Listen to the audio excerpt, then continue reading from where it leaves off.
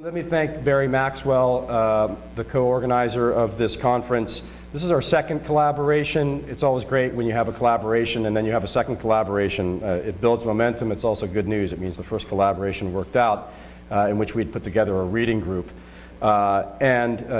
He's an ideal partner in the endeavor. And I just want to say there's only one thing that I can say that's difficult about the endeavor and the collaborations, which is my reading list grows exponentially whenever I organize anything with Barry, and it's absolutely the smallest price imaginable one could pay for such a pleasurable and wonderful collaboration. So Barry, thank you very much.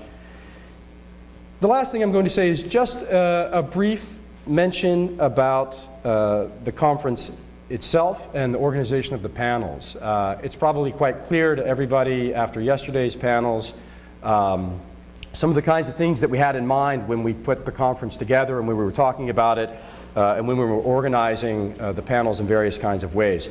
We did not want to, for example, organize the panels geographically for relatively obvious reasons. The idea was to try to push and think methodologically and conceptually rather than necessarily being contained in geographic units of analysis, even though the spatial, as I think came up a number of times yesterday, is so fundamental to a lot of the things that we are talking about. And this, in some sense, I think one of the best ways to capture this, to capture what kind of stakes there are in thinking about how conceptually and methodologically you think about the materials that you engage with. I just want to read a small quote from the philosopher of science, Paul Feyerabend. Wrote a great book called Against Method that initially had a subtitle that included an outline out of an anarchistic theory of knowledge, which then he sort of recalibrated or removed and changed it to Dada, which I thought was quite interesting, and there was a long discussion about his use of the term, which I won't go into here. But he had a wonderful line where he's talking about the assumptions that we have, and I think it's enormously important in the context of yesterday hearing about the histories and the contemporary realities that are occluded, that are elided, that are violently repressed or excised from historical memory. But he has a wonderful line where he talks about abstract and highly doubtful assumptions. And he says, all these are abstract and highly doubtful assumptions which shape our view of the world without being accessible to direct criticism. He's talking about certain assumed things in the scientific method. And then he has this wonderful line here, which goes directly to the hope and idea behind the organization of the panels. He says, usually, we are not even aware of them, the assumptions, and we recognize their effects only when we encounter an entirely different cosmology. Prejudices are found by contrast, not by analysis. Right? And it's a wonderful effort to think about method and its relationship to orthodoxies. And that's a lot of what we had in mind here. And so we're going to continue that today, and I thank you all for being here. Thanks. My name is Barry Maxwell, and I want to welcome those of you who were here yesterday and who are here today for the first time. And our first panel today includes the phrase, the black mirror, and I want to give you the source of that phrase. I think maybe also it might be good to give you fair warning that terms, epistemological terms, philosophical terms, ethical terms, perhaps, are shifting at this moment. Our attention might be shifted to other areas with the introduction of thinking about surrealism and the Situationists in relation to anarchism. The Black Mirror, in Andre Breton's 1953 short essay called Tower of Light, we read, and the grammar is tough here, but try to stay with it. It is in the black mirror of anarchism that surrealism, long before it achieved self-definition, first recognized its own reflection. And he goes on to contextualize that historically, period before World War I. Now, for some of us, it might be, for some of you, it might be news that surrealism has any interest whatsoever in any political philosophy or form of committed thinking and action. Our panelists, I think, will work with that problem. The other thing I want to do to give you a sense of how surrealism and anarchism might be in confluence and how they were in many respects historically is to read you from a manifesto produced in Egypt in 1945, published in Cairo in 1945. I think that this was written collaboratively, but we can guess with some accuracy that Georges Hanain, the Egyptian surrealist, wrote a good part of this text.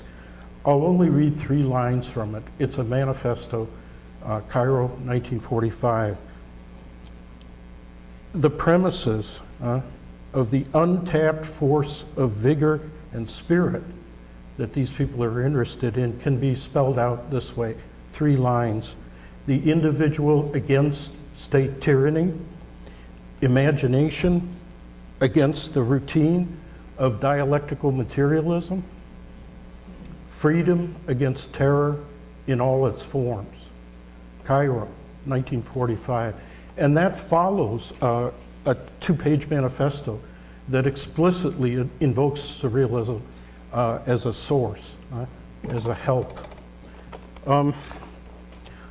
The panelists, I think, will go on to talk more about the relationships between surrealism, anarchism, and the Situationists. They are, and I will introduce them all now, and they'll carry on. Penelope Rosemont is with us. Penelope Rosemont is a painter, photographer, collagist, and writer. She is the editor of Surrealist Women, an international anthology. This is a book, I don't care what you're interested in, but you need this book. And it's for sale out in the hallway. It's a very important book. And Penelope is also the author of Dreams in Everyday Life, Andre Breton's Surrealism, Rebel Worker, SDS, and the 7 cities of, I've never known how to pronounce this, Cibola.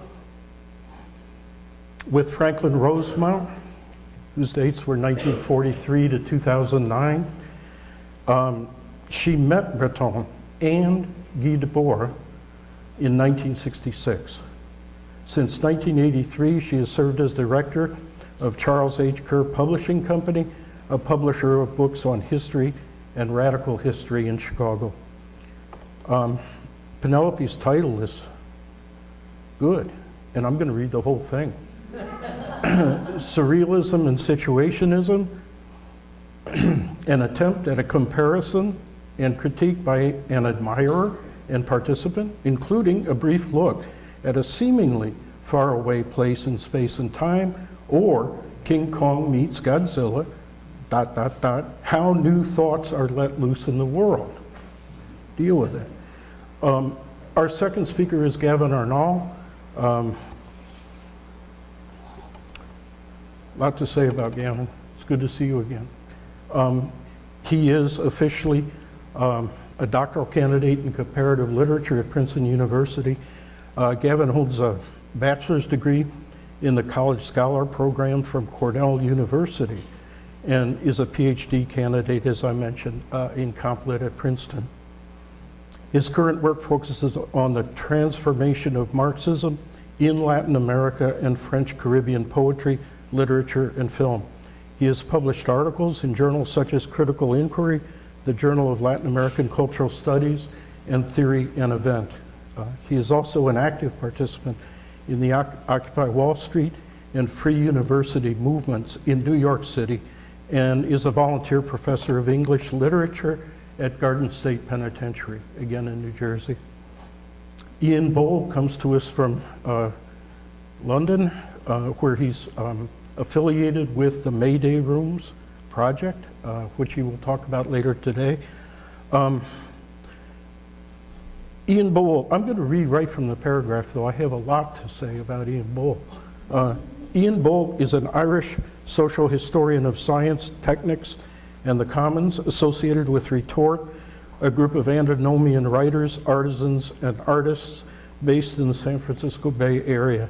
He is one of the co-authors with T.J. Clark, Joseph Matthews, and Michael Watts of Retorts, Afflicted Powers, Capital and Spectacle in a New Age of War, published by Verso. He is affiliated with the Institute of Humanities at Birkbeck, University of London, and co-director of Mayday Rooms, a safe haven for archives from below. He is co-editor of West of Eden, which he talked about in downtown Ithaca on Wednesday night. Co-editor of West of Eden, Communes and Utopia in Northern California, PM Press.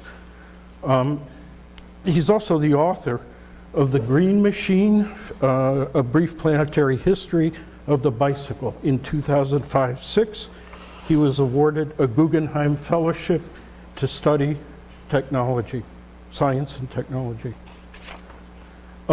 So please welcome Penelope Rosemont, the first of our speakers, and we'll proceed.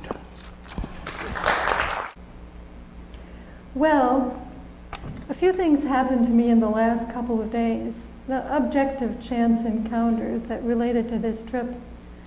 First, the local paper, the Chicago Tribune, printed an article entitled, "The Most Important Thing You'll Ever Read, I Promise." So how could I resist? I read it. It claimed that each and every one of us needed to be chased by a hungry grizzly bear. We needed more danger in our lives, since we'd lost all perspective on the current political campaign and lots of other things. We no longer seemed to know what was important. A Purdue sociologist, Jack Spencer, was quoted, "Our real, everyday lives aren't dramatic enough to hold our interest." We turn to the media for excitement. We try to live that life. The writer called it drama addiction. That was Monday, the first anniversary of Occupy Wall Street, when, as far as I'm concerned, some people were out there leading a real life, at least for a while, because they were determining their own future and they were active agents in their own life. The cartoon page, too, contains something of interest. Kid, Dad, I need some money for gas. Dad, what happened to the money you earned delivering pizzas? I used it up to buy gas so I could deliver pizzas. Sounds like you got a lesson in economics. Yes, yes, indeed. I learned that working appears to be for idiots. On Tuesday, I was sitting in a cafe and a somewhat abstract painting on the wall read, "Make love, not war," a slogan our group had put together at Solidarity Bookshop, an anarchist IWW hangout in the 1960s. So I started work on my talk, and I realized I wasn't done at all, so you'll have to wait and read the book if I do get it done. However, there are some books out there who are related: Dancing in the Streets, Dreams in Everyday Life, and Surrealist Subversions. So briefly, in 1965-66, I ended up in Paris by accident. I was traveling with Franklin Rosemont, but this was the best accident or objective chance of our entire lives. Because not far from our hotel, it turns out there was an international surrealist exhibition being held. We arrived at the gallery on one of the last days of December. The show was called L'écart absolu, Absolute Divergence, and it was in celebration of the utopian socialist Charles Fourier. So, what is Surrealism? Its first manifesto, issued in 1924, was developed in many years following that in different ways. It began being influenced by the new science of the mind developed by Freud, and Surrealism considered its mission at first to explore the deepest corners of the mind, and it called itself pure psychic automatism. It was developed as a reaction against the experience of World War I, by young men who had met as soldiers. Their hope to overthrow Western civilization as a whole.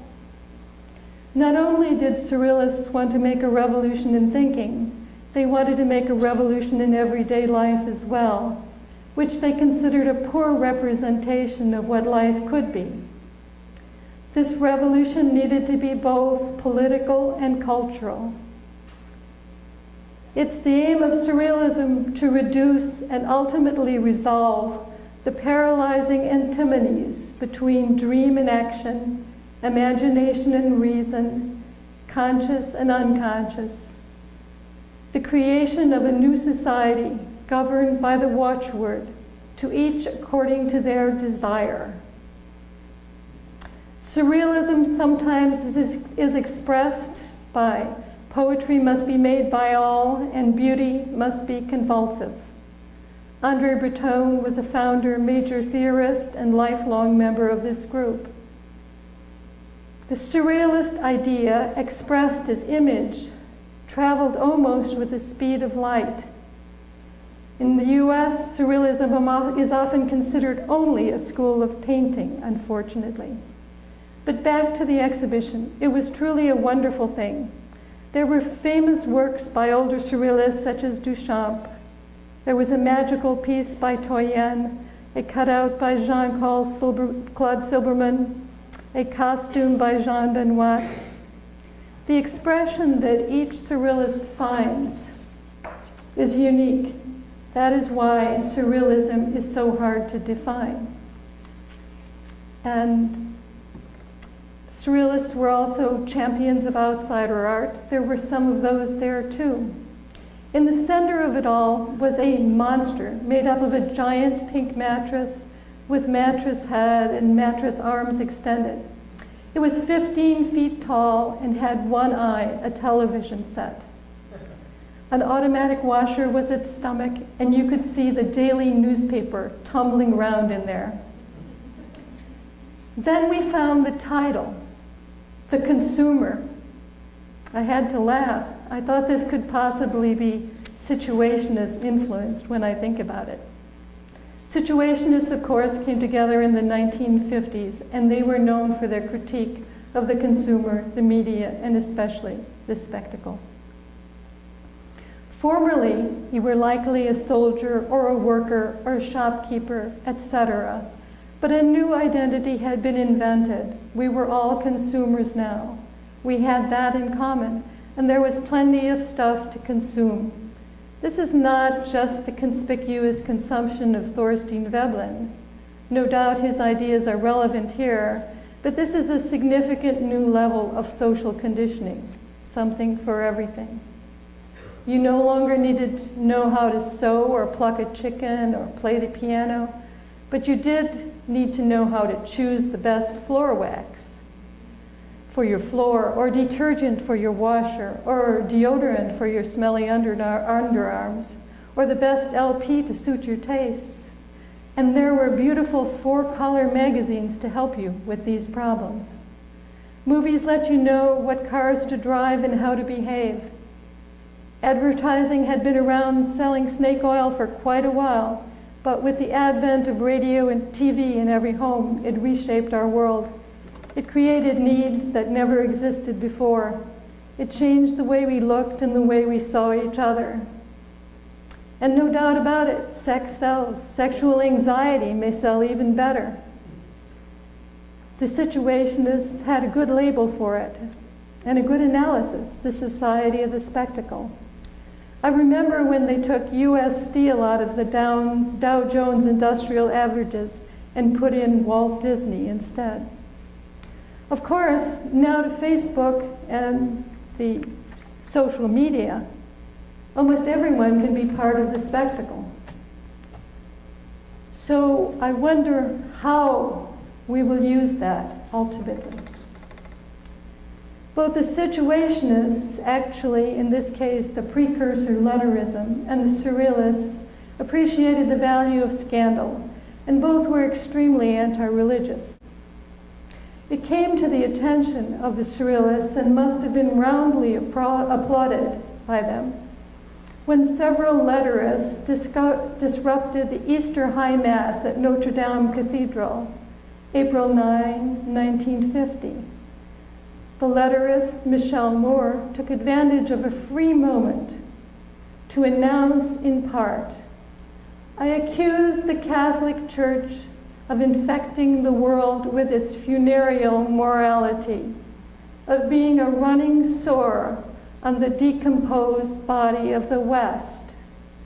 We proclaim the death of Christ God so that man may live at last." Their disruption, live on TV yet, went on for several minutes before the worshipers realized that it was not part of the program and they were being duped. The letterist fled, but he was caught and almost lynched. However, the police did arrive just in time to save him. Andre Breton was the first to come to his defense.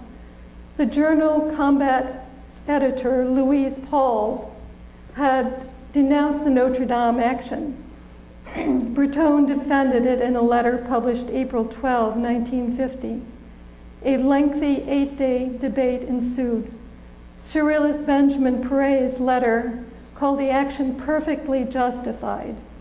Among the reasons, the Catholic Church actively supported Franco's fascism in Spain.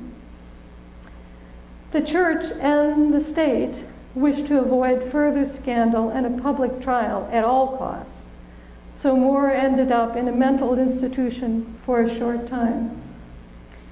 Guy Debord joined the letterists in 1951, and the Surrealists and the SI attempted to work together on a statement for Arthur Rimbaud's 100th birthday.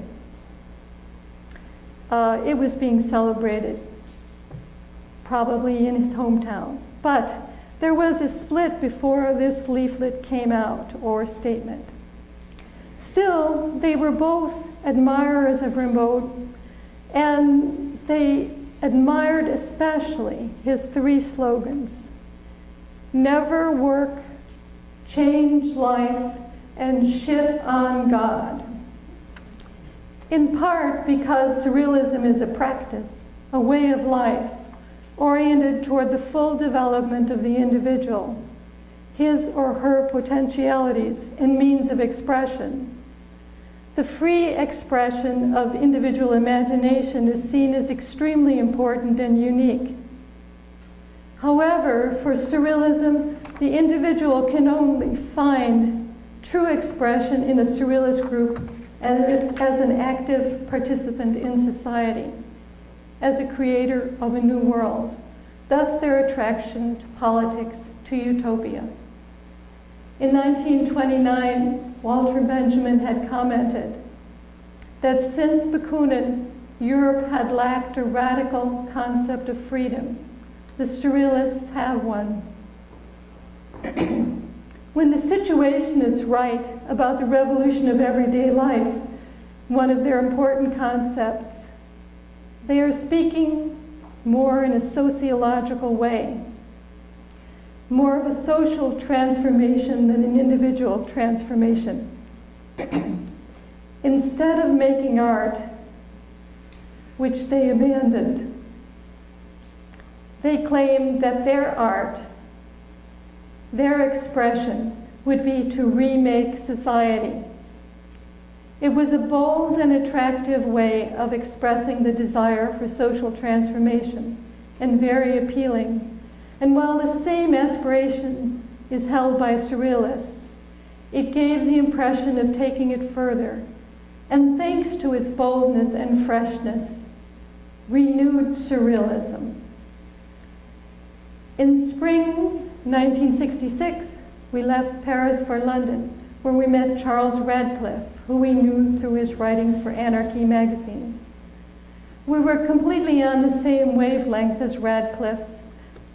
Discussions could and did go on nonstop for a month. We wrote, typed on stencils, and printed on a mimeo a journal, Rebel Worker, in time for May Day 1966. We went down to Hyde Park for a huge May Day march and sold every single one. Radcliffe wrote, "The new revolution may be obscene and blasphemous. It must deface the power structure when it cannot destroy it. The criterion is defiance, not discipline. The new revolution must support every last insurrection of the mind and body against this blood-fed society." Radcliffe later joined the Situationists and writes about this in Dancing in the Streets. My own interest led me toward a critique of everyday life, the deconditioning necessary for us to accomplish a liberated future. What is work and what is play and what could they be? The love of wild nature. Recently, I corresponded with Arturo Schwartz in Milan, who has long been active in Surrealism and is currently having his book on Surrealist movement published by Skira. Arturo mentioned in closing that he never had contact with Debord or the Situationists, although they interested him. He wrote, "I thought Breton's Surrealism was an infinitely richer and more positive philosophy of life, and I still remain a staunch supporter and promoter of his ideas.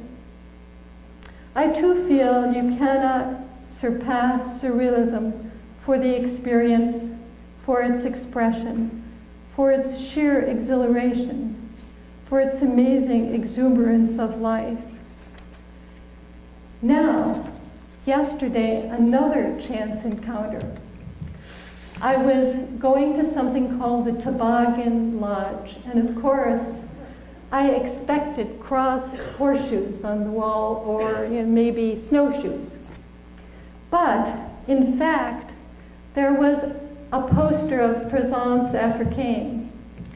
And so I met only for, maybe a minute or two in Paris at the very Présence Africaine bookshop, Aimé Césaire. And he is a stunningly great black poet. André Breton called him the best poet in the French language. So, Franklin and Robin D.G. Kelly did put together a book, Black, Brown, and Beige.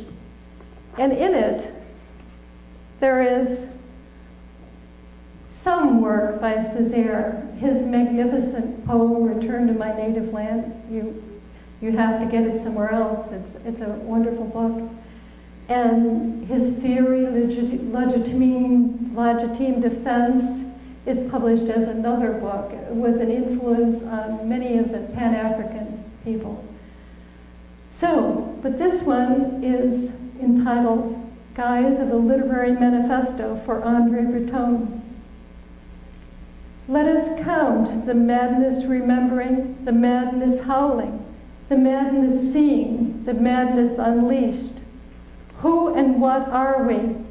Admirable question. Haters, builders, traitors, Hugans, especially Hugans. For we want all the demons, those of yesterday, those of today, those of the yoke, those of the hoe, those of the forbidden, those of prohibition, of marriage.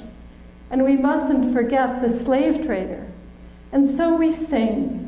We sing of poisonous flowers bursting across furious prairies, skies of love slashed with embolism, epileptic mornings, the white, blazing, abysmal sands, the descent of wreckage in the course of night struck by wild scents.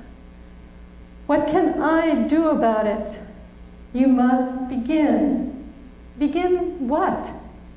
The only thing in the world worth beginning, the end of the world. Now,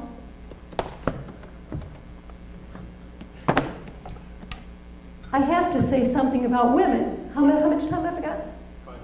I have to say something about women because it seems to me I spent a huge chunk of my life working on this book, and I really loved it.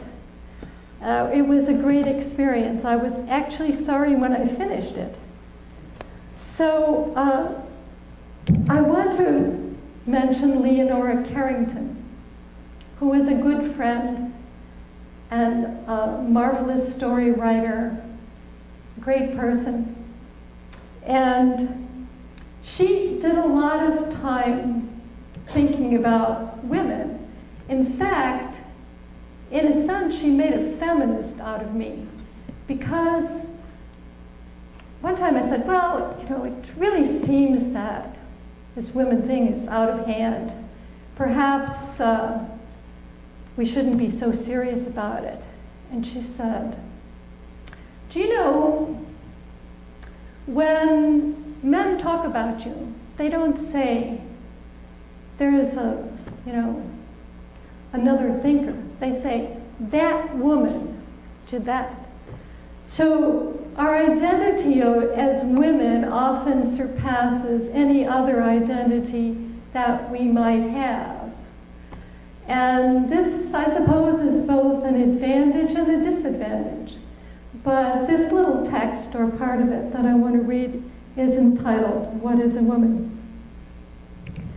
53 years ago, I was born a female human animal. I was told this meant I was a quote-unquote woman, but I never knew what they meant. Fall in love with a man and you will see. I fell several times but saw not. Give birth and you will see. I gave birth and did not know. Who am I? Am I who? Am I that which I observe, or that which observes me? I am that I am. God the Father told Moses on the mountain, this means nothing to me. I am may have been a dishonest invention, meaning multitude. Je pense, donc je suis. I think, therefore I am. But why? Some kind of pretension of Monsieur Descartes? If I am my thoughts, then I could be anything from chicken soup to a pair of scissors, a crocodile, a corpse, a leopard, a pint of beer. If I am my feelings, then I am love, hate, irritation, boredom, happiness, pride, humility, pain, pleasure, and so on and so forth. Yet, like everybody else, I yearn for an identity, although this yearning mystifies me always. The idea that our masters are right and must be loved, honored, and obeyed is, I think, one of the most destructive lies that have ever been instilled into the female psyche. It has become most horribly obvious that these masters have done to our planet and her organic life. If women remain passive, I think there is very little hope for the survival of life on this earth. So I'm looking forward to questions. Thank you.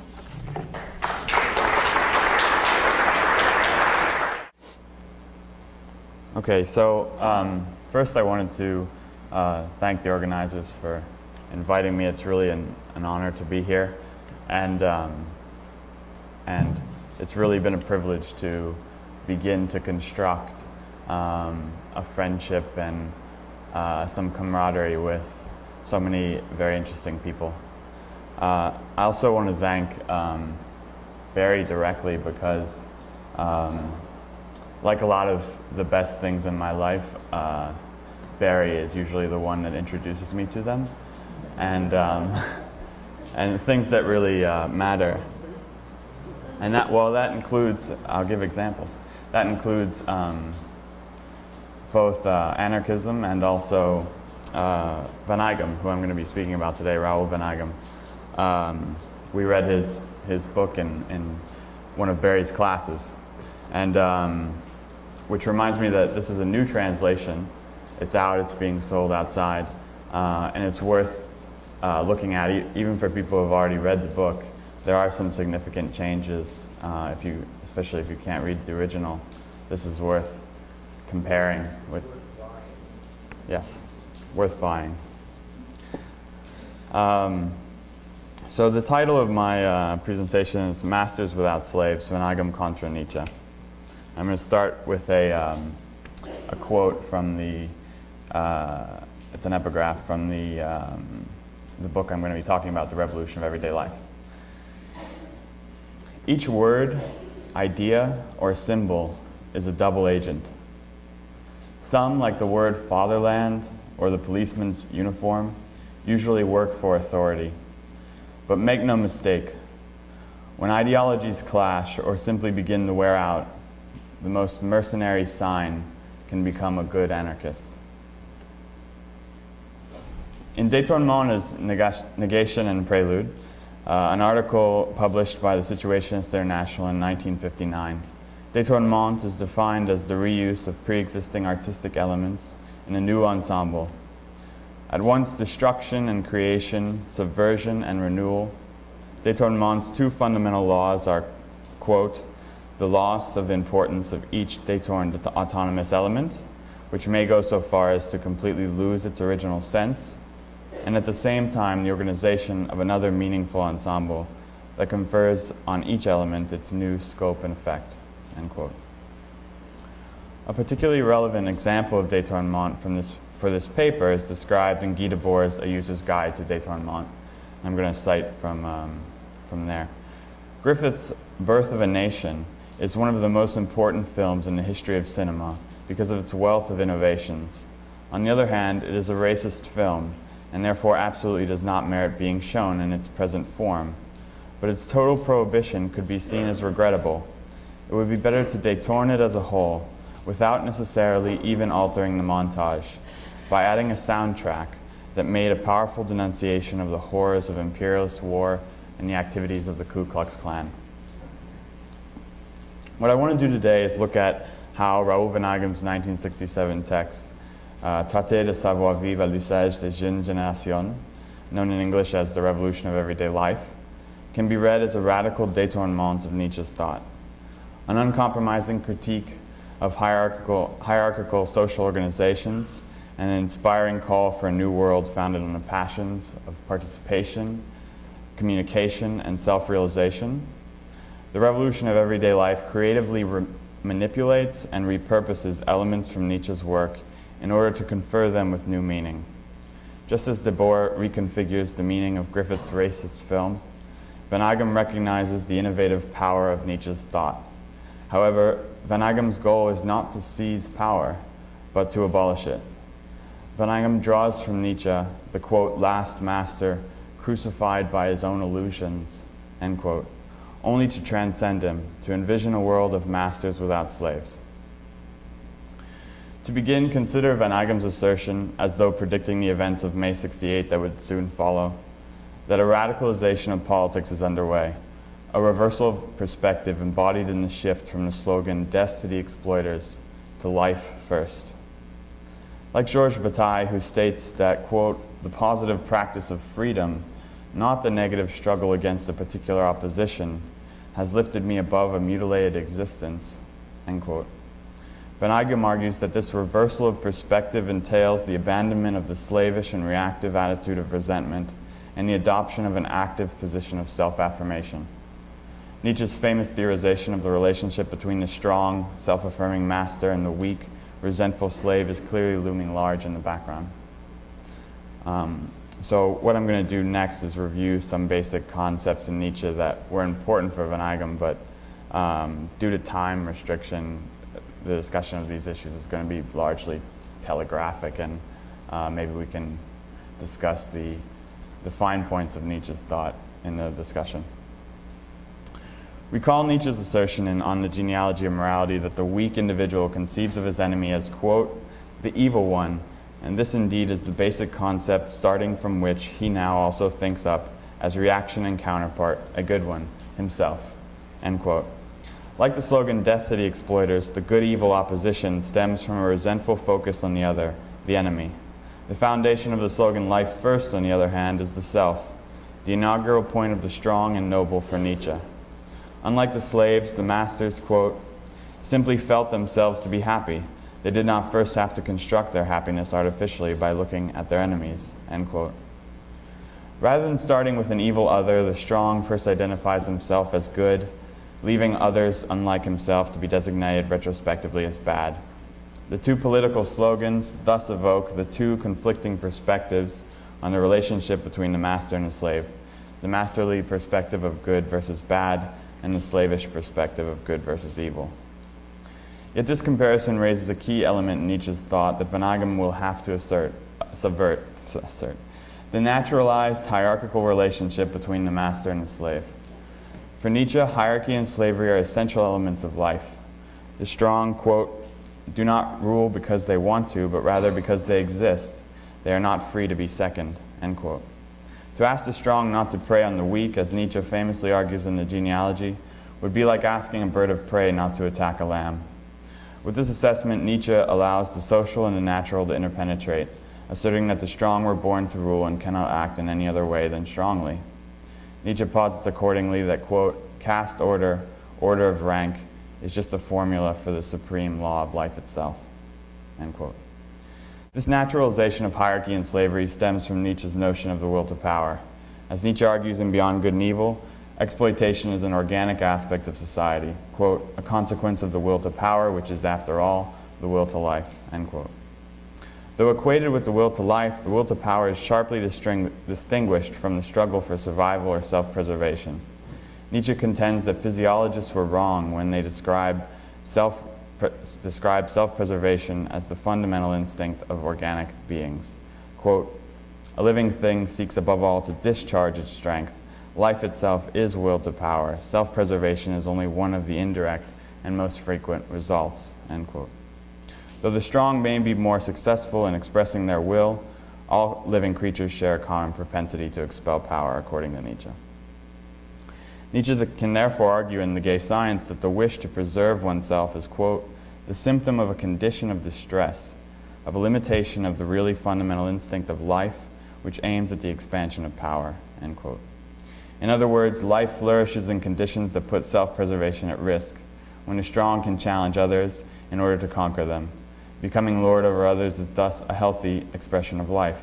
The weak, on the other hand, must settle for the pathological pursuit of their own preservation.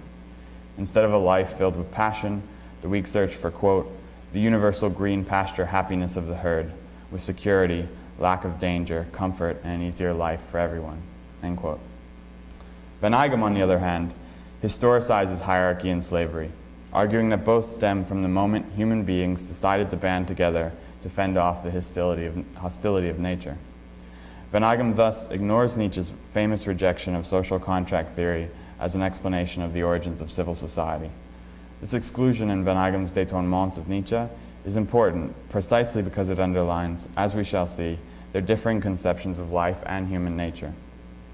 Benaghem posits that security and stability were the result of hierarchical social organization replacing the state of nature, but, quote, survival was guaranteed at the price of a new alienation. The safeguard was a prison, preserving life but preventing growth, end quote. While no longer enslaved by nature, humans began to enslave each other.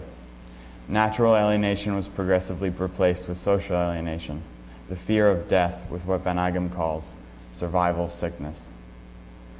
Benaghem clearly draws from Nietzsche when he too critiques the impoverished pathological life dedicated to self-preservation. During his own portrayal of the man of resentment, Benaghem argues that there is, quote, a world of difference between struggling to live and struggling not to die, end quote. While the former expresses the will to life, the latter is a mere act of self-preservation, the project of those already sick from survival. Evoking Nietzsche's image of green pasture happiness, Benaghem scorns reformist humanism on similar grounds. Quote, the promised land of survival will be the realm of peaceful death that the humanists are fighting for. No more Guernicas, no more Auschwitz, no more Hiroshimas, no more Setifs. Hooray! But what about the impossibility of living? What about this stifling mediocrity and this absence of passion? End quote. Benaghem's discussion of the sickly pursuit of self-preservation is thus largely a repetition, or perhaps more suggestively, but certainly without pejorative connotation, a creative plagiarism of Nietzsche. The subversive negation characteristic of détournement, however, is more noticeable in Benaghem's reformulation of the will to power and the will to life. Recall that for Nietzsche, the will to power is the strong, natural, and affirmative drive. It is will to life. Van Eyck, on the other hand, describes the will to power as the denial of the will to life, or more specifically, as the perversion of the project of self-realization when separated from the counterpart passions, communication, and participation that make up the unitary triad of the will to life. Consider the following passage. Quote, "Self-realization cannot be divorced from transcendence. No matter how ferocious the rebellion of desperation remains prisoner to the authoritarian dilemma, survival or death.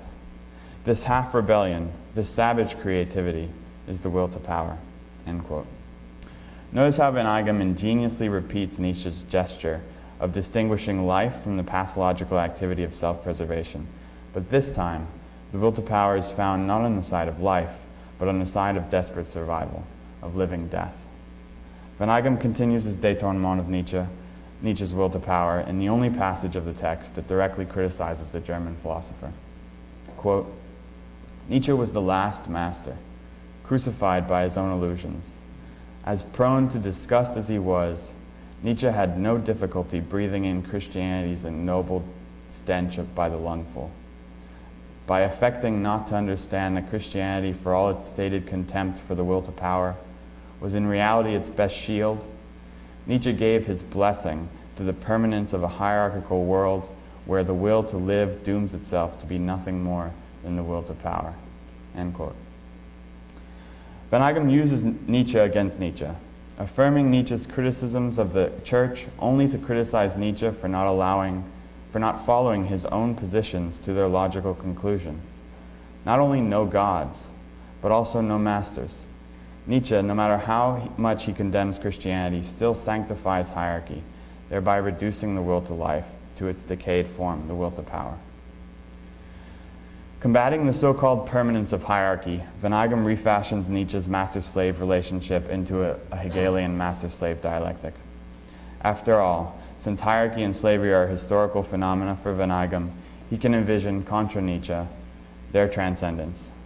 Van Eyck begins by subverting the image of the master as free and independent, arguing that the enslavement of the other constitutes self-enslavement. Quote, "The master's subjectivity is in fact only actualized through the denial of the subjectivity of others, and thus it loads itself down with chains. By shackling others, it shackles itself." End quote. In good Hegelian fashion, Van Eyck posits that it is only from the position of the slave that the shackles of slavery can be removed. As he asserts, quote, "It is only from the negative starting point that the thoroughgoing revolt can make the project of absolute mastery feasible. It is slaves, struggling to throw off their chains, who unleash the movement whereby history abolishes masters, and who can already glimpse, beyond history, the possibility of a new kind of power over things, a power which no longer has to appropriate beings in order to appropriate objects." End quote. Notice how Van Eyck describes, on the one hand, the historical end of the master, and on the other hand, a future power of absolute mastery. This is not a contradiction. For Nietzsche's words, mastery and power, function as double agents in this passage, appearing as though on the side of authority while actually expounding an alternative anti-authoritarian project. Since masters, insofar as they enslave others, are slaves themselves, they cannot embody absolute mastery. A new mode of power is required, a power over things but not over beings, for only in this way can the subject avoid self-enslavement. Van Eyck, in other words, is describing the sublation of slavery through revolt, the third term of the master-slave dialectic, the masters without slaves. When at his furthest from Nietzsche, Van Eyck offers his fullest example of détournement. First, he describes the above-mentioned project of absolute mastery as, quote, "a passion for placing objects directly in the service of men, without the mediation of men themselves. The destruction, in other words, of those who cleave to the order of things, of the slaves who possess crumbs of power." End quote. Van Eyck then cites Nietzsche as saying the following, "Because we cannot stand the sight of them, we shall abolish slaves." Although Van Eyck does not offer the source of this passage, as the Situationists took a principled stance against copyright laws, and it is likely a doctored quotation anyway, Nietzsche does say something similar in The Antichrist, positing that, quote, "the weak and the failures should perish, and they should be helped to do this, end quote. The point for Nietzsche is that the strong should reject the altruistic perspective that out of love for humanity they ought to care for the weak. Nietzsche is not, however, asserting that all slaves should be eliminated, for as he argues in Beyond Good and Evil, every advancement of humanity has been and will be the result of, quote, a society that believes in the long ladder of an order of rank and differences in value between man, and that needs slavery in some sense or other, end quote. Nevertheless, Van Eyck, due to the placement of Nietzsche's passage, makes the ecclesiastical priest of hierarchy utter, despite himself, a call for the abolition of slavery. To conclude, consider the following excerpt from the entry for détonnement in a series of definitions published by the Situationists International in 1958. Détonnement is, quote, the integration of present or past artistic productions into a superior construction of a milieu. In this sense, there can be no situationist painting or music, but only a situationist use of those means, end quote. Van Eyck makes situationist use of many means in the revolution of everyday life, one of which, I have argued, is Nietzsche's thought. Negating the last master, Van Eyck's détournement of Nietzsche is the prelude to a world of masters without slaves. Thanks. So, Cayuga Territory, September 22. This just in, I'm dedicating these remarks to Ngo Van, the Parisian electrical engineer born 100 years ago in 1912 in Vietnam, and whom I met in the company of Eddie Ewan, who I'm afraid can't be here today and would have been, and Donald Nicholson Smith, the translator of Raoul Van Eyck's, the retranslator. The first translation that Donald did of Van Eyck was done in a hurry to a purpose. There was urgency at that moment. To honor Raoul, who is getting on now, Donald has retranslated it, given his best shot, which is the best there is. And I'm so pleased, and I thank Penelope and Gavin for animating the keywords, and this is terrific. And it's outside, of course, on sale. It's worth looking at, but it's more than that. It's worth buying and supporting PM Press. I'll come back to that in a minute. I met Ngo Van just for one afternoon, a luminous day in our memory in Manhattan when he was 91. He came for a last time to the United States to speak of his fallen comrades. Some of them whom he could just name, because in the struggle, their lives they went separate ways. But just to utter their names in that room in the West Village was his purpose.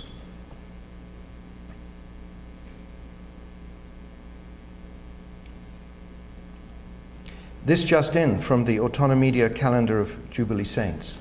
On this day also, born in 1871 and hanged on this day in 1911, we also commemorate the Japanese anarchist and martyr Shushui Kotoku, born in Nakamura, Kochi Prefecture.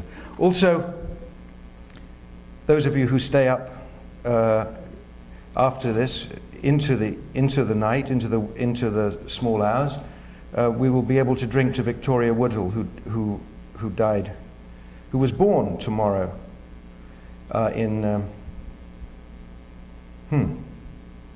Jim, was she born or did she die? What was the? Don't worry, we can look at the calendar later. And it's also the birthday of Marcel Marceau. The student, as I know because I am a neighbor of Leonard Pitt, America's greatest mime. He's not a silent mime, he refuses to say silent. Napoleon silenced the mime, said, I'm not going to keep quiet just because Napoleon said so. But they were both students of Etienne de Creux, who was a Parisian body worker, they'd probably say, in Ithaca. But he wanted to be a politician, to agitate la foule. He went through the whole political spectrum, Etienne de Creux, including anarchism.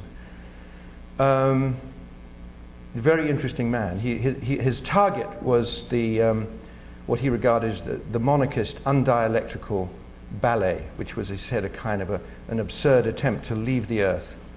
It's a kind of dance of up And he wanted to get a kind of dialectical relationship to the ground, sort of getting down, that was him. And he actually had a theory of, a very French theory of civilization, which is that it's all to do with the angle. You just handed me this, Jim. This is all improvised. I need another 2 minutes. The angle of the hip, so that getting civilized is actually sort of standing up like that. So he's rather traditional in a way, but he has a small part. Those of you who've seen Jean-Louis Barrault's Les Enfants du Paradis, has a very small part. It's a cameo role. It's great. He's in a taxi, Place de la Concorde, and somebody knocks on the window. That it's rainy. Êtes-vous libre? And he's got the beret, and he says, and he winds the window down a little bit. It's raining. And he says, "Non, mais bientôt." Anyway, that's the Marceau. My own personal thanks must be, of course, first to Molly for her administration of things, to all at the House of the Toboggan for making a fine space for our deliberations. We deserve fine food and good spaces, right? That's what the Occupy movement is about. I told several people that these two refections we had these last 2 nights put me in mind of Bertolucci's The Great Scene in 1900. La table commune. I speak to those of you who also wish to leave the dank basements to the self-sacrificial hair shirt left. William Morris used to harangue the proletarians of Hammersmith for the pathetic nature of their demands, the wages and conditions crowd. And I, for one, say to the enviros and NGO cadres, all the specialists here in Cornell in greening the planet, we don't want to save the world, we want the world. Thank you. I thank Barry and Shelley Maxwell for the warm hospitality of their home. It reminds us that arts and crafts is more than Liberty & Co. wallpaper. Morris polemically collocated arts and crafts. Remember that artist and artisan were in free variation, as the linguists say, until sundered by the new forces of production. Morris tried and failed, that's the poignancy of it, pathetically to bring together head and hand and heart in the face of the brutal separation of production and reproduction, and the new spatial order of modernity based on incarceration in what are now called factories. And its essential condition of possibility, that is the enclosures, which we will come back to certainly later today. A story written in letters of blood and fire, and only later in ink, that's to say the private members' bills around plus or minus 1800, once the modernizing landlords had taken control of Parliament. In the name of the Commons, what else, of course. And the accompanying process of criminalization of the commoners, vagrancy laws and so on, which story, of course, we are deep in the debt of Peter Linebaugh, the London hanged, and George and Sylvia, and all those of us who've been working under the sign of the Commons and the enclosures for a long time. The latest round, of course, is the Olympic clearances, which I've been in London during the Olympics and a bit before. Very like, Berlin, when Hitler cleared out the gypsies, and the Kammerkleg, the posh boys, swept away allotments, artists, the people living on those margins of the city for gentrification. I thank Ray Crabe for the use of his bicycle. It made the direttissima assault on the Hill of the Buffalo easier than it would be on a Boris bike. If you come to London, you've been to London, you know that. I mean, this is so sad. If anarchism gives you the white bikes of Amsterdam, then neoliberalism gives you the Barclays bike, £50 for 24 hours. Half an hour for the first, nothing for the first half hour, which is, of course, the teaser rate. And if you can't find a station to lock into, then it goes up exponentially steeply. A classic example of what has been called, I haven't seen the book yet, but if someone has it, I'd like to see it. It's called gotcha capitalism. Everything down to fees and penalties. And of course, you feel isolated. Technically, yes, I'm late. That's right. Technically, I'm late. And you're individualized in your misery. I touch on this in The Green Machine, the book on the bicycle, which has been delayed by the bankruptcy of Waterstones. development, the collapse of bookstores, which we didn't see when a book that wasn't mentioned in Barry's generous introduction, called Resisting the Virtual Life. We saw a lot of things. We were quite prescient, living in the belly of the beast in the Bay Area, but we certainly didn't see that, how fast that would be. And not least, I want to thank Ramaz Elias of the Zima Graphics Corporation for technical help for the videos, which we'll see in a moment. I just want to say a few words at this time, because I'm going to come back later. I'll be on the at the closing session with Sasha Lilly and Peter Leinbaugh and Silvia Federici. My remarks here now, just briefly, are going to be about method and radical historiography. There was a question came at the end of yesterday, which was, I thank the questioner for that. So I'm speaking to the question of method, of sources, of reading history against the grain, from below, transversely,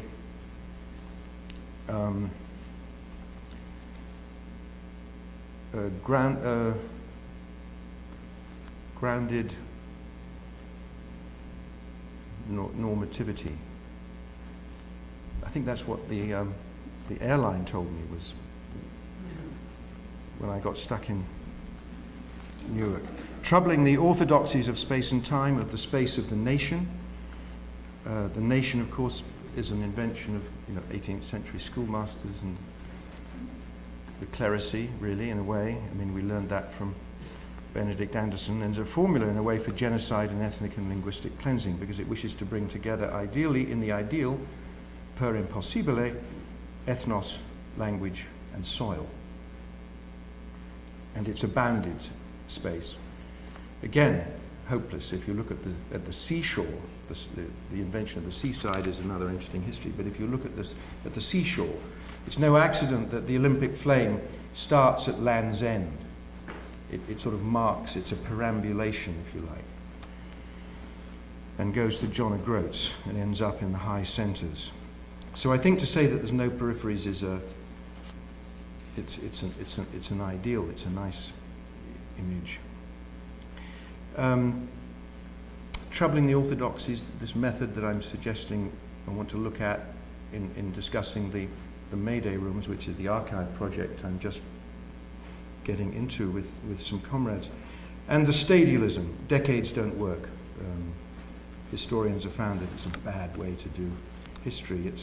We're almost forced into it, but it's unhelpful. We need the chronology, perhaps, and Peter Leinbaugh has been a genius at doing a kind of transverse history, and that's what I want to just talk about for a moment before I give you a few images from the Mayday project. Ngovan, in his memoir, published by AK Press. So the founder of AK Press, and now PM Press, is not in the room here. He's outside, right?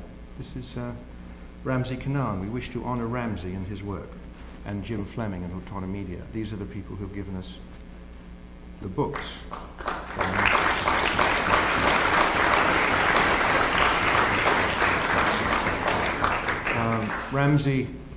Ramsey's own formation gives a hint at how does this force of nature, the things he's done in 4 years with PM is quite extraordinary, and before that, of course, with AK. In a way, the same kind of formation as Edward Said, a family moving between, at the east end of the Mediterranean, between Alexandria, Aleppo, Damascus, Beirut, alloyed to sort of Scottish grit, so he's a Scottish Lebanese businessman. This is terrific. The memoir begins, Ngovan, which is in the crossfire. The only historians I trust are those who risk getting their throat cut. That's a quote from Pascal.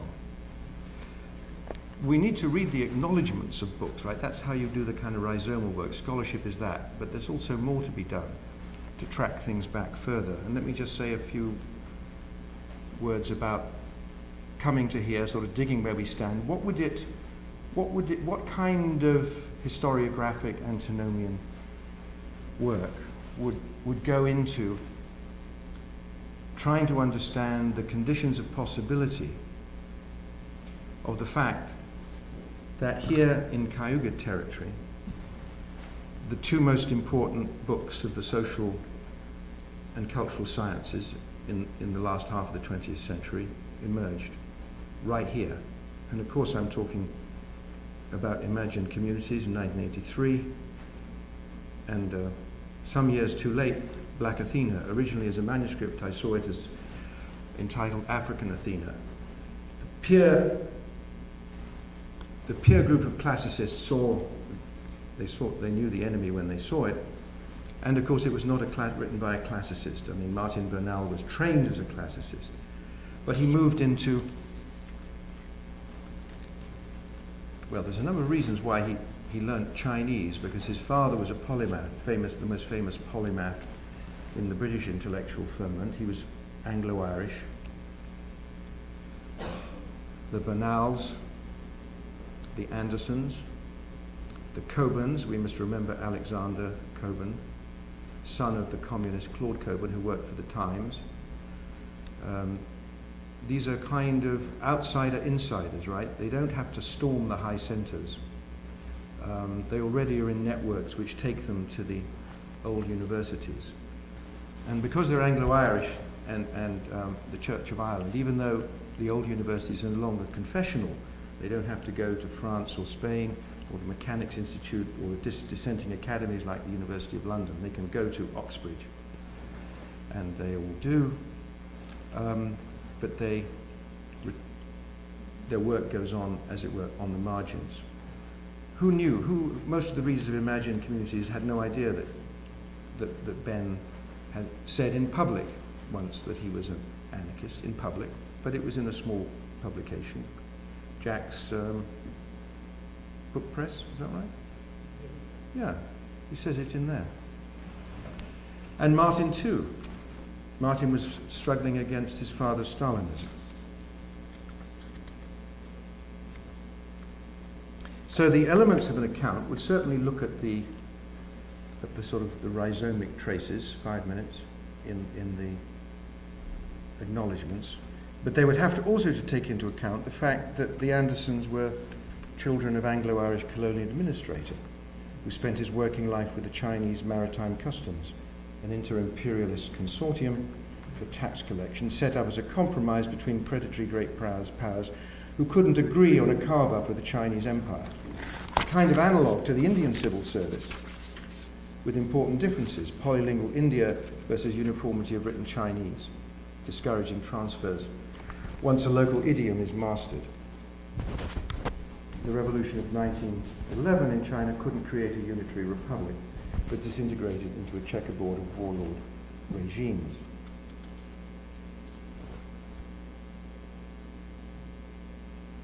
So I just want to throw a couple of slides up here and show you that what we're intending to do with the emergency, the crisis of the social democratic state in Europe, and also the bankruptcy of the state of California, meant that two groups working in a network of friends in very separate places were having the same conversation about how the left, particularly the antinomian left, is to preserve its history. A lot of it's being thrown on the street.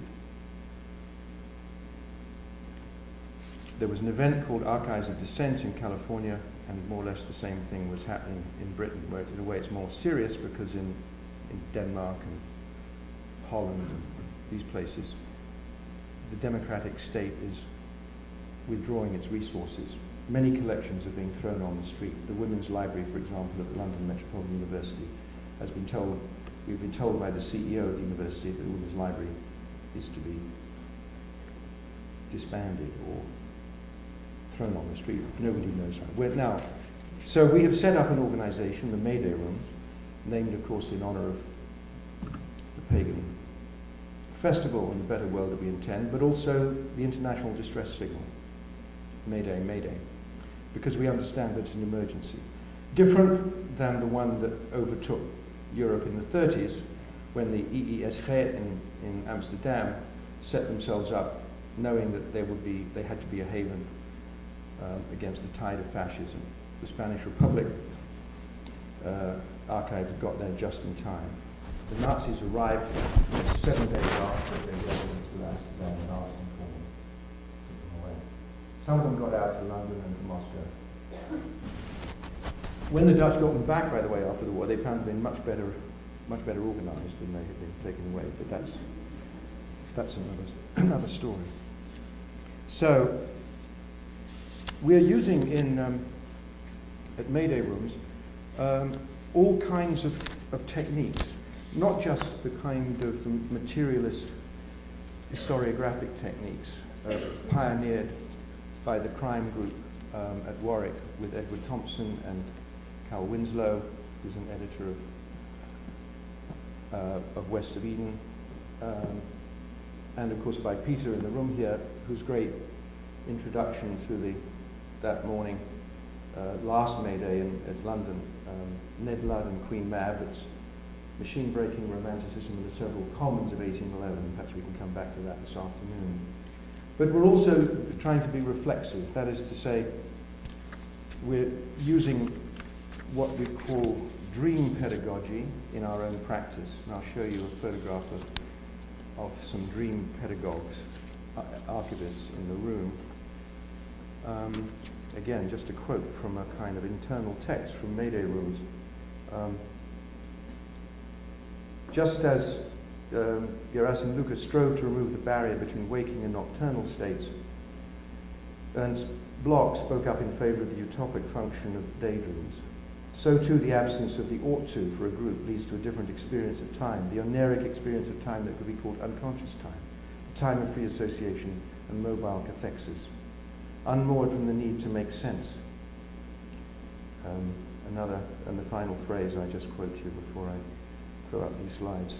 Maybe to admit of such a line of work casts another glaring gaze over the persistently current modes of pedagogy, from primary school to PhD, the utter boringness of a life lived in fear of primary process thought that produces teachers, lecturers, handbooks and academic texts that seem to emanate from an omnipotent control over inner reality by means of an obsessive over-control of language and material.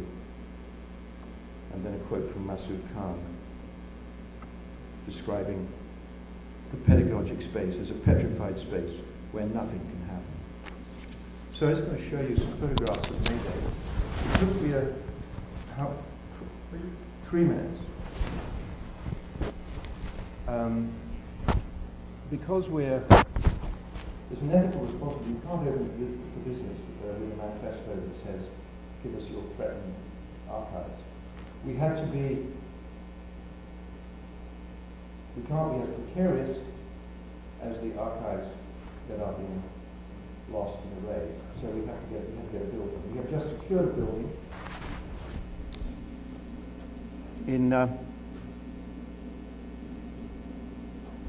in central London.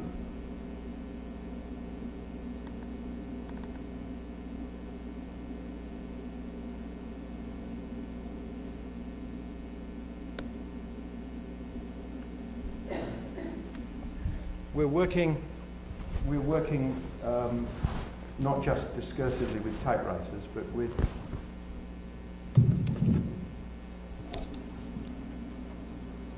charts and cartography like this. So at the top you'll see the radical tradition, which includes, of course, nodes at Cornell, so that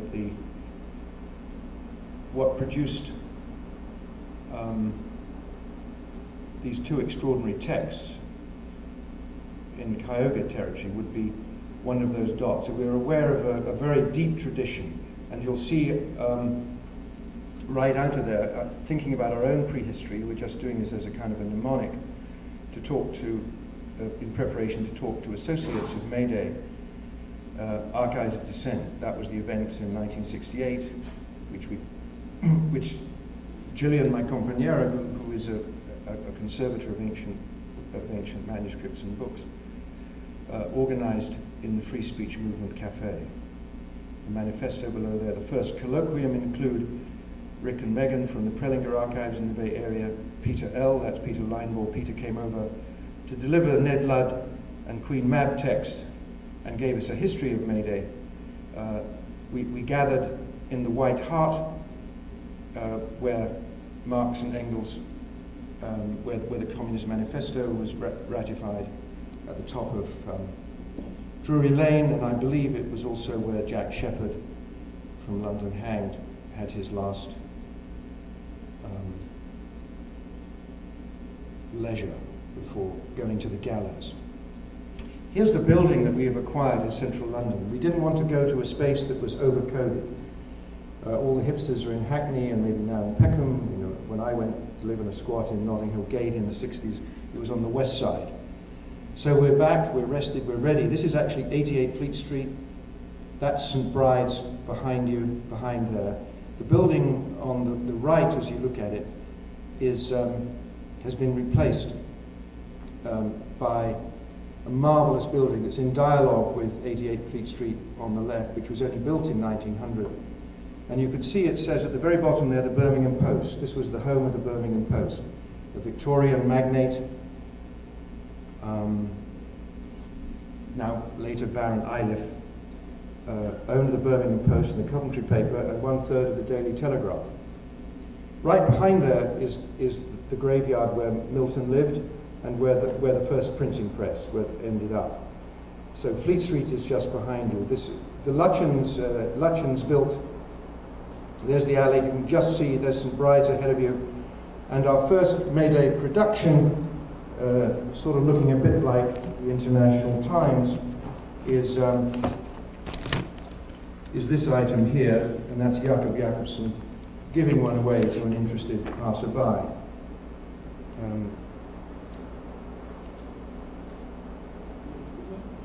Yes, there's another. There's a view, and that's Anthony, who's one of the directors. And there's the door to 88 Fleet Street, which we haven't moved into yet. It's being refurbished, and we should be open for business in February and March, maybe. There's a view from upstairs, across the road, the great Art Deco Daily Express building. They've all left Fleet Street. There's no printing going on in Fleet Street now. Rupert Murdoch smashed the unions, as you know, and that building has been taken over by Goldman Sachs. That's the headquarters of Goldman Sachs. We're right opposite Goldman Sachs. There's the Lutyens just to our left. This is on the main parade route for the Olympians and the Paralympians. It's where Thatcher will, if she's given a state funeral, her coffin will go between the city and the government. It's the law and the Fourth Estate lines the route, the ancient route between the city and government. There's some dream pedagogy going on from some of the May Day crowd on the first floor. There's 5 floors. Just a few weeks ago, when we had 3 people came in with to do an asbestos test. They left one of them shat on the floor and ripped up a poster that was, we're not open yet really, but they know there's something fishy going on here. They don't expect it opposite Goldman Sachs, but they ripped. This was an archival poster. And this is a list of the archival projects, 1 minute going on. Under such heads as cinema, art, SciPol, pamphlets, literature, we're being inundated by requests already for people who are struggling for homes for stuff that's being thrown away. This, for example, is an event that we've been involved with, a reenactment of the Dialectics of Liberation Congress, at which spoke on the same stage with Stokely Carmichael, Allen Ginsberg, R.D. Laing, Herbert Marcuse, and Gregory Bates. And that archive is something we're interested in. And the plan ultimately is to digitize where necessary, not to accumulate in a spectacular fashion, but to make it available. Not all of it straight to the public. We don't believe, we're not libertarians, we don't believe in just put it up there. How you make it common rather than public is a difficult one. We're working on that. Yeah, sure. I will, yeah.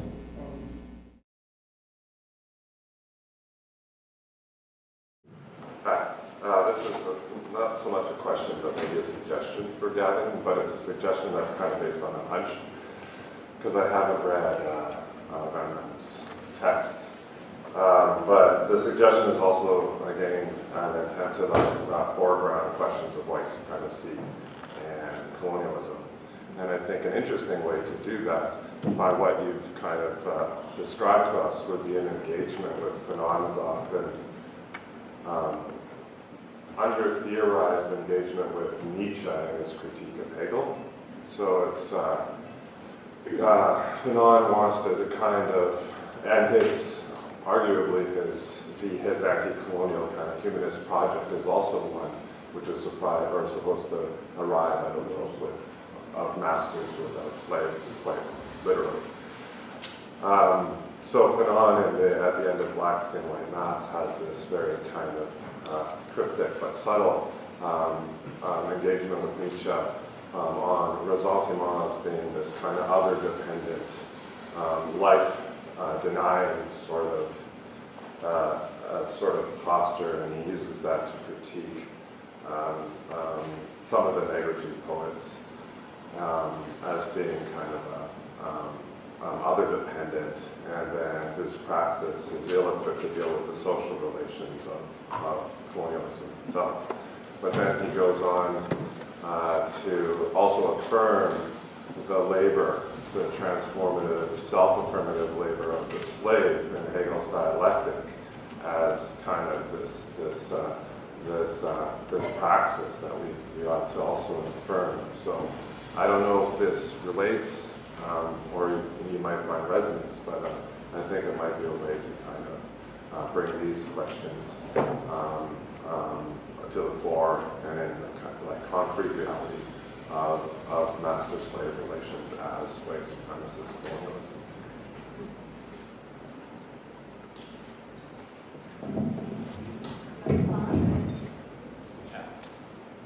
Thanks very much for the comment, and I think it's something serious to consider, especially reading through the text again. I noticed that there's a small section dedicated, very small, to colonialism, but there's a lot of references to white supremacy, to combating racism. So it's a strange mix where he doesn't really focus on the colonial relation, but he does. He seems to be conscious of it. I think there should be more, actually.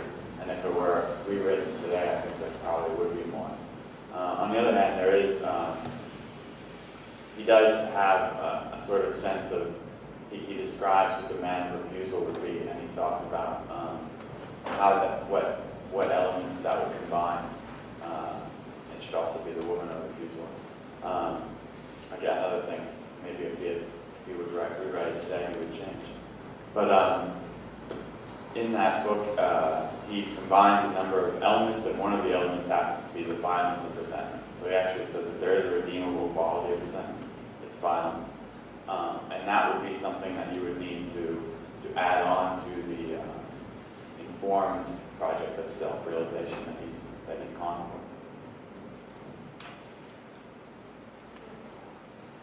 This is a question for Penelope, and it might be a yes-no answer question, but if it's not, maybe you can tell us a story. Is there a story about King Kong and Godzilla that you wanted to share with us? Well, slightly, I suppose. King Kong, can't hear? Okay. King Kong was a favorite of the Surrealists, and somebody pointed out to me that, in fact, it's a love story. And the Surrealists, of course, were very interested in love and sexuality and many things relating to that. So I had that represent Surrealism. And Situationists got to be Godzilla, partly because it arose in the atomic age. And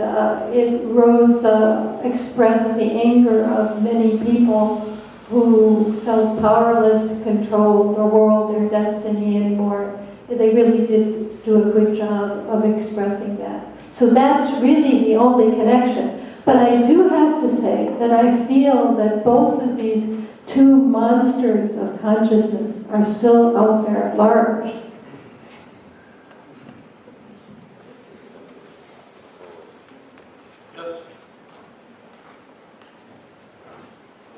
So I can just start. This question's for Penelope. I really enjoyed your talk, and the quote particularly stuck with me, the like never work, enjoy life, and shit on God thing. And that along with all the stuff you talk about sounds really like all these really wonderful sort of affirming things that sound great. I wonder though, especially as it relates to like never work, enjoy life, that kind of stuff, how it seems to imply a choice to never work and enjoy life that seems unique to middle and upper classes. And I wonder how the practice of the surrealism that you describe can be reconciled with the material reality of working class life. Well, Rimbaud slept under bridges, but most surrealists have not done that, although they have managed to get by limiting the amount of junk they consume. So even though they were artists and poets, they tried to live very austere lives.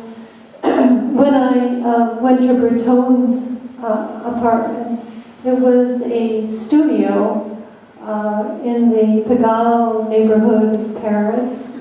It had a main room and another room, and it was virtually 2 rooms, and here he is, an internationally famous person.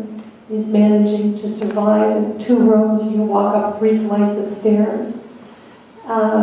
He managed to cram in some wonderful paintings, which he had gotten from his friends, and books that he had gotten by working for publishers and from various other friends.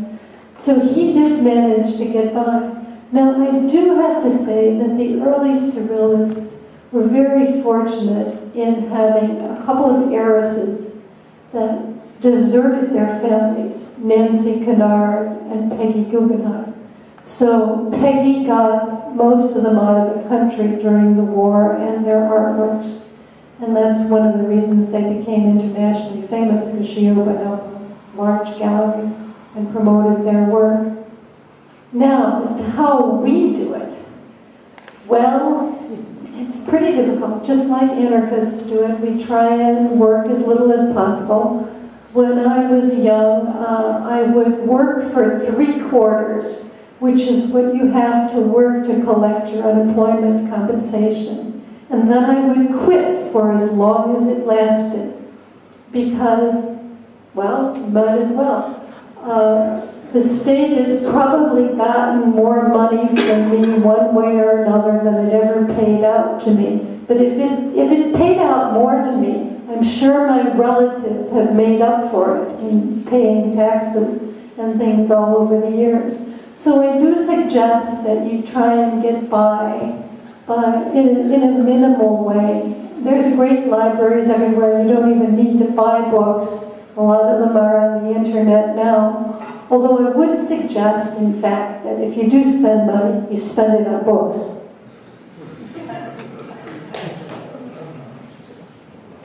Yeah, I think that's a really important question this geezer just asked, because there's a poster in the 1980s, a Situationist poster, which said, when it showed the alarm clock, it said, the alarm went off this morning and I ignored it. And the alarm went off on Tuesday and ignored it. And then it used to say, you never work or something. And we wrote underneath, the alarm went off on Wednesday and I ignored it. And I was in the unemployment benefit office because I'd lost my job.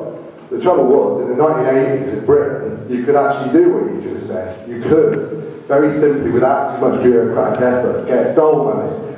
But I've just been on the dole for the last 6 weeks, and I can tell you now, you need to be a bureaucrat to be able to get money out of the state now. It's a full-time job, getting money out of the state. So the point is that it's all very well, and this guy's absolutely right, talking about, I don't want to bloody work. I want to spend my time going to conferences like this, reading books and writing stuff. Well, I can't do that. So I've got the money, and that's a fact for all of us, or a lot of us here, maybe not all of us. And, you know, barring finding a couple of heiresses in the next few weeks that I could kind of latch off, you know, we don't see that many heiresses around in Bristol at the moment, so, you know, it's a bit of a problem, isn't it? So, I mean, this is a real problem for the Situationist position, because I understand the refusal of work, I understand resistance on many different levels that all working class people carry out in their everyday lives, and on many levels, many of which are ignored by people who are actually outside of that process. So their understanding of refusals are different to most working class people's refusals, in my opinion, because they're a different kind of life. But that question hasn't really been answered today, I don't think. So I don't really want to comment on that. Yeah, well, I would agree. This is working on its own.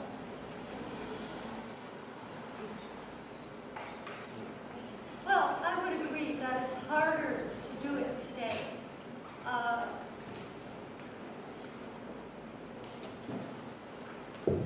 It's much harder to do it today, but I think the comment "never work" meant that, in fact, work conditions you and your mind, and you are wasting your life.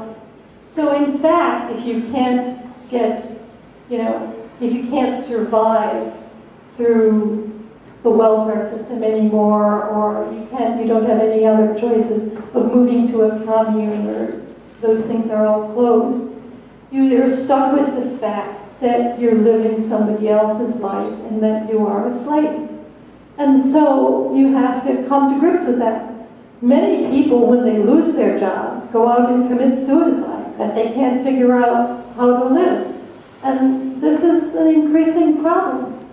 But I don't think that in any way people should take their jobs seriously as a career, because real life is elsewhere.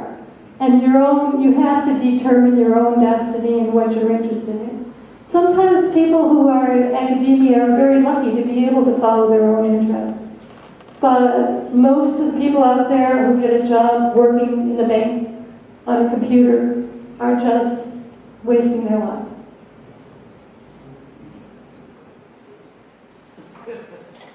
Yeah, thank you, Roger. Just one comment. My son has recently graduated from the University of Santa Cruz.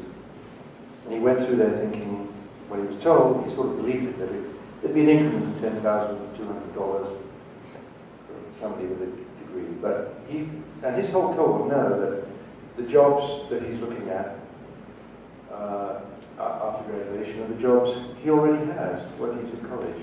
So the American dream is kind of over. And I think George Carlin said that even when there was sort of what they call full employment, right? They don't call it the American dream for nothing. You have to be asleep to believe it.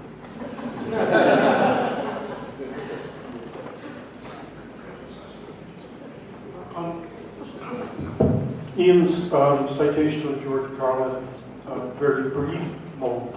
I want to say about what Roger had said. Never work. It's very short. It makes you think, and that's its function.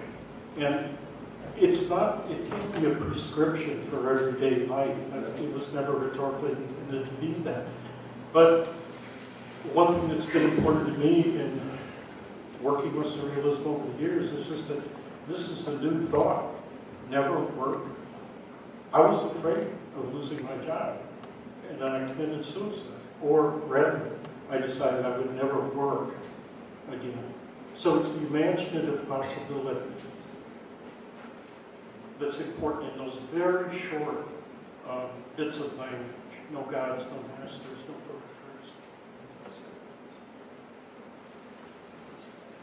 Shall we get one? If you're hungry, that trumps everything.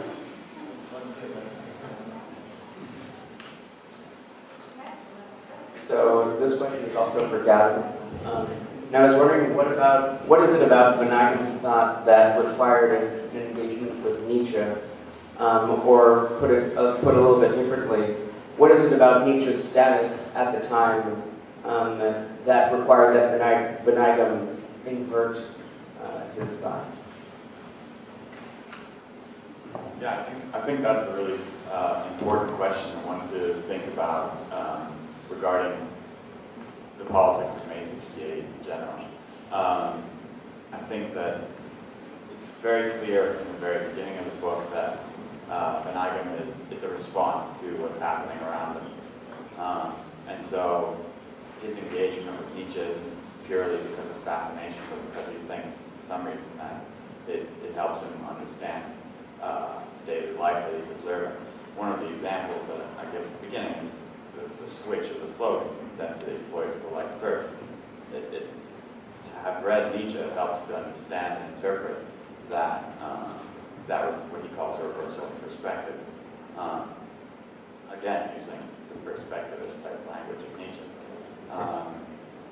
So I think that the main issue regarding the historical moment calls for that.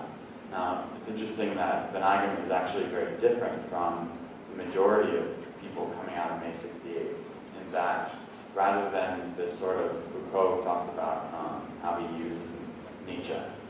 So there's a really excellent book that Jeff Waite wrote that not enough people know about, called Nietzsche's Corpse. It's a longer title, but that's the beginning.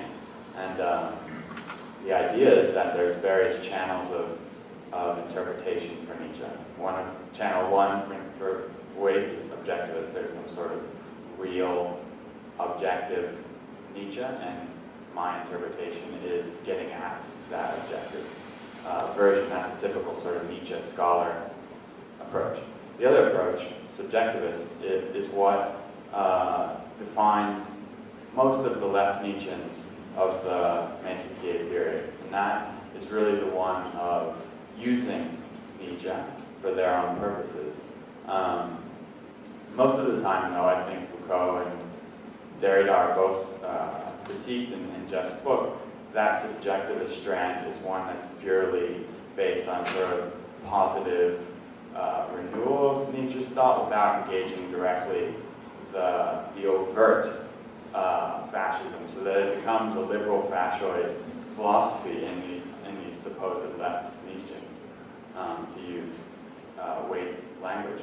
So what Benigam does, though, is takes Nietzsche head on while using Nietzsche. So he actually uses Nietzsche against Nietzsche, which is something that Jeff doesn't talk about in his book, and I think it's worth considering, which is sort of another channel where it's not that Nietzsche's subliminal messages sort of always alienate the reader, but that actually, if you're aware of what's happening with Nietzsche's writing, you could actually use Nietzsche himself against Nietzsche, which is sort of the interesting twist of Benigam that's not happening in a lot of May 68 philosophers.